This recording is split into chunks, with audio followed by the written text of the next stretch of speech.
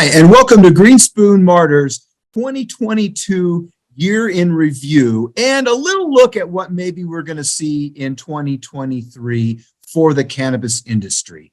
My name is Nick Richards. I'm a partner and co-chair of the cannabis practice at Green Spoon Martyr, and I'm here with my partner and other co-chair, Irina Dashevsky. Very honored to be on the stage with Irina today during our holiday season. I'll talk a little bit about what I do, and then we'll let Irina kind of tell y'all how great she is. I'm a tax attorney. I'm a former IRS trial attorney, and I handle tax issues, trials, and audits, and debt, and all that kind of fun stuff. And then in the cannabis space, hey, guess what? There's this little thing called 280E. And if you're a new company in the cannabis space or an existing company and you need some help with 280E, understanding it when you're getting started, how to control it, how to protect yourself from it, I'm your guy. I'd love to help you do that. And that's a lot of what I do. Irina, what do you do? Thanks, Nick. What don't I do? So as Nick mentioned, I am co-chair of Green Spoon's cannabis group, and we are a nationwide group. We handle regulatory and compliance in almost every cannabis market, as well as license applications, litigation, and M&A activity, all sorts of corporate work, including deals and being regulatory counsel as part of the deals. We've had a really big year last year, I guess in 2022, as far as being part of some of the biggest deals happening in cannabis this past year.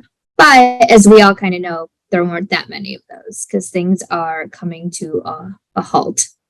So I think what we'd like to cover with you guys this little session is what is the biggest impact on the industry this year. From where I'm sitting, it's going to be a lack of access to capital. So whether it's debt at a rate that is reasonable, that either startup companies of even up to the mid-tier can afford, or it's interest from investors, current cannabis investors or outside investors in equity play, we've kind of seen companies have a real hard time obtaining access to capital. And that makes it really hard to operate. It makes it really hard to convert your assets and to get cash flow positive, all those things. But Nick, I'll kick it to you. What do you think? You know, Irina, I'm with you on that. And I think that maybe the real surprise in that lack of access to capital is it hasn't gone away. And it's been the reality for, I don't know, the last really maybe couple years. And usually it'd go up and down and up and down. But now here we are and we're not seeing any change much. I hope that's going to change in 2023 and we're going to start to see the capital markets open back up. But it's hard to say.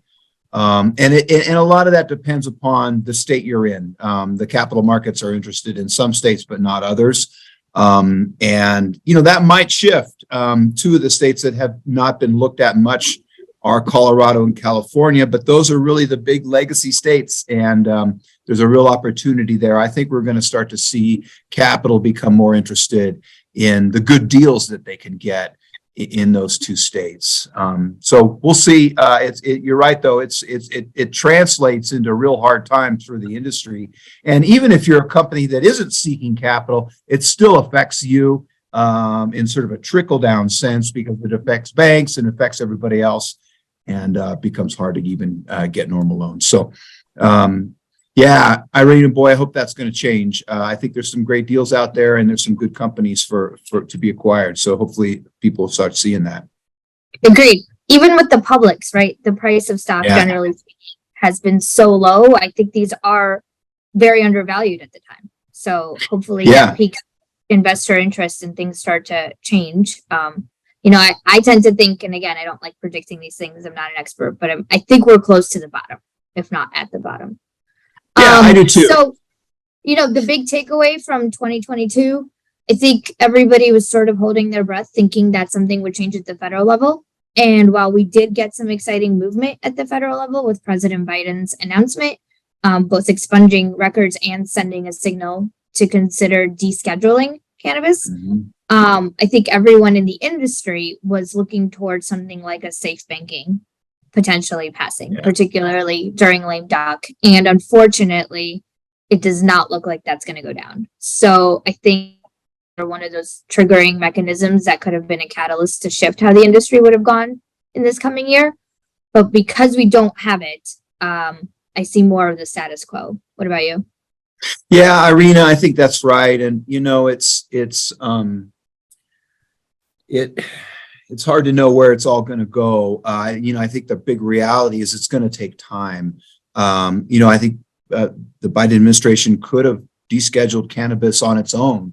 And instead, we're going to see this process that's going to involve this Health and Human Services report and an Attorney General recommendation and all of this politics, right? When it could just been a business decision. And I think that business decision is likely to legalize cannabis because there's a lot of good that could happen there. But the politics are still driving a lot of the process. And that's really disappointing that that's still such a big part of it.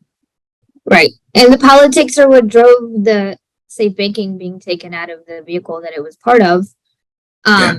Because I think widely it does have bipartisan support, and it's not that controversial to say if it did come to the Senate floor, it would probably get the 60 or more votes it needed to pass. So it's a shame to see it. But I think a lesson we've all learned is don't take anything for granted. It's not done until it's done. Yeah, for sure. For sure. What else we got, Irina? Well, let's see. Anything unexpected from your perspective that went down this year? Yeah, I think one of the things, again, something that has been cyclical, but yet in this year it's not cycling, and that is a drop in the price of flower.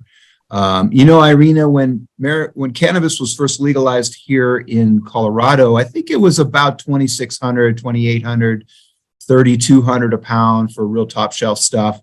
And now it's down to about 600 to maybe 1,200 for really super top shelf name brand stuff. So it's really, really compressed, and many growers out there cannot grow it for that price. And so it's really, really caused a big problem in the market. I'm not a grower myself, Irina, but I hear that there's something called auto flower, which has been a big problem for the industry. And basically what autoflower is it flowers automatically. It doesn't need an even dark to light, late summer pattern for it to start flowering. So it really enabled all the outdoor growers to do one more crop per year. And that, together with a lot of new growing licenses being issued, just flooded the market with marijuana, more than can be sold. And that has really driven the price down. It's really, really hurt a lot of people, particularly, here in Colorado, we have a lot of companies got started vertically integrated. So they augment the sale in their stores by making wholesale sales. And now those companies those wholesale sales are gone. And a lot of them cannot operate their grow for a profit. So it's been real tough. And it's a nationwide trend, but it's not necessarily a nationwide issue, right? Some states are still very limited licenses, limited supply, or limited outlets. And so a lot of the states that have more recently come online, they're not at that maturity point where they do have a flood of product, but it's something to be aware of. We're seeing it on the East Coast too, in places like Massachusetts. So It begs the question, markets like New Jersey, like Illinois, potentially Ohio, although I think it's pretty stable in its cultivation output there. But what are we going to start seeing from those markets that are newer and haven't hit that full maturity point? And is this a trend everyone has to be aware of because it's coming their way? Well, and for those companies out there that are in a new market, know that it's a new market, and your pro formas might not be the same next year, and it's going to change. It's happened in pretty much every state. So I guess this bleeds into what we think 2023 could look like for the industry, which is always loaded, never worth even trying to predict. But I'll start by saying, instead of trying to predict what I think will happen, there's some things that are just happening. And so it's worth the discussion. Couple of things are we're seeing new states come online. Past election over election, consistently new states are coming online. So that's a trend that continues. I think we'll continue to see it. Some key markets not necessarily next year, but may go adult use, places like Florida. And then we've seen places like New York start to really ramp up their adult use program. Both Florida and New York are very likely going to have significant cannabis license application processes in 2023. So for folks who are interested in either of those markets, you know where to find us. Nick, how about you? 2020. Yeah, one thing I think I should mention is California revised its state cannabis tax structure a bit, did away with the cultivation tax, shifted the excise tax to a final sale at the dispensary tax, much like a sales tax. Everyone in California should be aware of that. Should also be aware that it has personal liability around it. So if you're a cannabis business owner and you fail to pay that tax, just like a regular sales tax, you can be personally liable for that. I think there's going to be some issues around that moving forward in California.